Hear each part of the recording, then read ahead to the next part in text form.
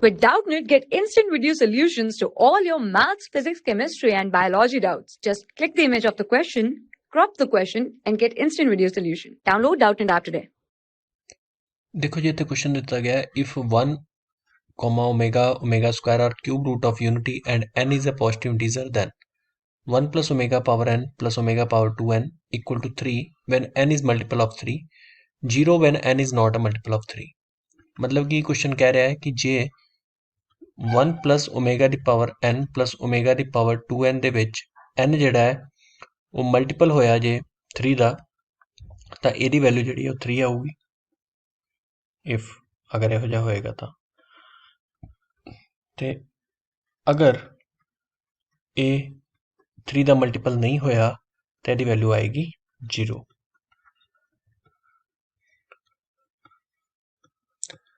ਠੀਕ ਹੈ ਜੀ ਦੇਖੋ ਜੀ ਸਭ ਤੋਂ ਪਹਿਲਾਂ ਤਾਂ ਤੁਹਾਨੂੰ ਇਹ ਪਤਾ ਹੋਣਾ ਚਾਹੀਦਾ ਕਿ ਓਮੇਗਾ ਹੈ ਕੀ ਠੀਕ ਹੈ ਓਮੇਗਾ ਦੇ ਬਾਰੇ ਮੈਂ ਤੁਹਾਨੂੰ ਦੱਸ ਦਿੰਦਾ ਜੀ ਓਮੇਗਾ ਇੱਕ ਕਿਊਬ ਰੂਟ ਆਫ ਯੂਨਿਟੀ ਹੈ ਇੱਕ ਕਿਊਬਿਕ ਇਕੁਏਸ਼ਨ ਹੈ x cube minus 1 cube equal to 0 ਇਸ ਕਿਊਬਿਕ ਇਕੁਏਸ਼ਨ ਨੂੰ ਜਦੋਂ ਆਪਾਂ ਸੋਲਵ ਕਰਾਂਗੇ ਇਹ ਆਊਗਾ a minus b a square plus ab plus b square equal to 0 b square ਲਿਖਣ ਦੀ ਲੋੜ ਨਹੀਂ 1 ਦਾ ਸਕੁਆਇਰ 1 ਹੀ ਹੁੰਦਾ ਦੇਖੋ ਜੀ ਇੱਕ ਰੂਟ ਤਾਂ ਇਹਦਾ 1 ਆ ਰਿਹਾ ਕਿਉਂਕਿ ਜਦੋਂ ਇਸ ਫੈਕਟਰ ਨੂੰ ਇਕੁਅਲ ਟੂ 0 ਕਰਾਂਗੇ 1 ਤੇ ਇਹਨੂੰ ਇਕੁਅਲ ਟੂ ਜਦੋਂ 0 ਕਰਾਂਗੇ ਤੇ ਦੋ ਰੂਟਸ ਹੋਣਗੇ ਇੱਥੋਂ ਇੱਕ ਓਮੇਗਾ ਹੋਏਗਾ ਇੱਕ ਓਮੇਗਾ ਸਕੁਆਇਰ ਹੋਏਗਾ ਦੋ ਰੂਟਸ ਕਿੱਦਾਂ ਫਾਈਂਡ ਆਊਟ ਕਰਾਂਗੇ ਦੋਨੋਂ ਇਮੈਜਨਰੀ ਰੂਟਸ ਹੋਣਗੇ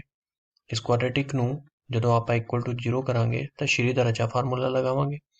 ਸ਼੍ਰੀ ਦਾ ਰਚਾ ਫਾਰਮੂਲੇ ਤੋਂ ਆਏਗਾ minus b plus minus under route b Square minus 4ac upon ਦੇ ਵਿੱਚ ਆਏਗਾ 2a abc ਸਾਰੇ 1 ਆ ਠੀਕ ਹੈ minus 1 plus minus under route ਦੇ ਅੰਦਰ ਆ ਗਿਆ ਮਾਈਨਸ 3 ਅਪੋਨ ਦੇ ਵਿੱਚ ਆ ਗਿਆ 2 ਇਹਨੂੰ ਮੈਂ ਲਿਖ ਸਕਦਾ ਜੀ minus 1 plus minus under root 3 iota upon ਦੇ ਵਿੱਚ 2 ਯਾਨੀ ਕਿ ਓਮੇਗਾ ਦੀ ਵੈਲਿਊ ਹੈ minus 1 plus under root 3 i upon ਦੇ ਵਿੱਚ 2 ਇਹਦਾ ਜੇ ਮੈਂ ਸਕੁਆਇਰ ਕਰ ਦੂੰਗਾ ਇਹੀ ਸੇਮ ਆ ਜਾਏਗਾ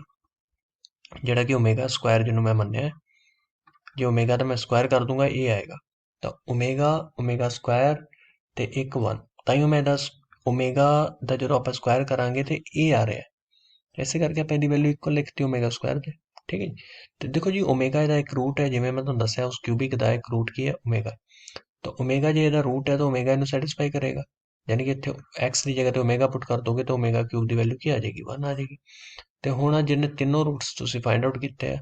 ਇੱਕ 1 ਇੱਕ ਓਮੇਗਾ ਸਕੁਆਇਰ ਜਦੋਂ ਇਹਨਾਂ ਤਿੰਨਾਂ ਨੂੰ ਤੁਸੀਂ ਜੋੜੋਗੇ ਨਾ ਇਹ 0 ਆਏਗਾ ਜੀ ਠੀਕ ਹੈ ਹੁਣ ਇਹਨਾਂ ਦਾ ਯੂਜ਼ ਕਰਕੇ ਇਹਨਾਂ ਫਾਰਮੂਲਿਆਂ ਦਾ ਆਪਾਂ ਯੂਜ਼ ਕਰਕੇ 0 ਕਿਉਂ ਆਏਗਾ ਤੁਸੀਂ ਐਡ ਕਰਕੇ ਦੇਖ ਸਕਦੇ ਹੋ 1 ਓਮੇਗਾ ਦੀ ਪਾਵਰ 1 ਇਹਨਾਂ ਨੂੰ ਤੁਸੀਂ ਐਡ ਕਰੋ ਦੇਖੋ ਨਹੀਂ 1 ਪਲਸ ਓਮੇਗਾ ਦੀ ਜਗ੍ਹਾ ਤੇ ਹੈ minus 1 plus root 3 i upon ਦੇ ਵਿੱਚ ਹੈ 2 ਇਹਨੂੰ ਵੀ ਐਡ ਕੀਤਾ minus 1 minus root 3 i upon ਦੇ ਵਿੱਚ 2 ਇਹਨਾਂ ਨੂੰ ਐਡ ਕੀਤਾ 2 ਲਿਆ ਐਲਸ਼ੀਅਮ ਉੱਪਰ ਆ ਗਿਆ 2 minus 1 plus root 3 i minus 1 minus root 3 i ਇਹ ਹੈ 1 1 ਜੋੜ ਕੇ ਮਾਈਨਸ 2 ਹੈ 2 ਦੇ ਨਾਲ ਕੈਂਸਲ ਹੋ ਗਿਆ